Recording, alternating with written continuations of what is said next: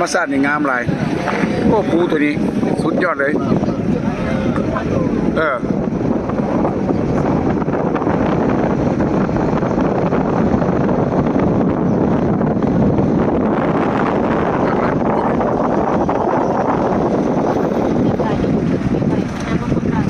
อันนี้เด้อ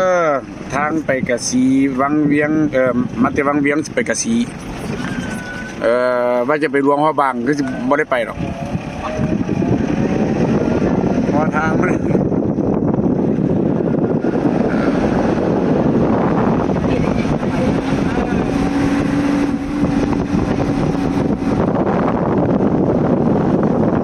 ทางไปหลวงพระบาง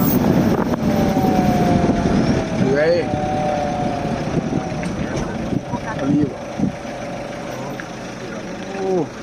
ตุนรถนี่ดิน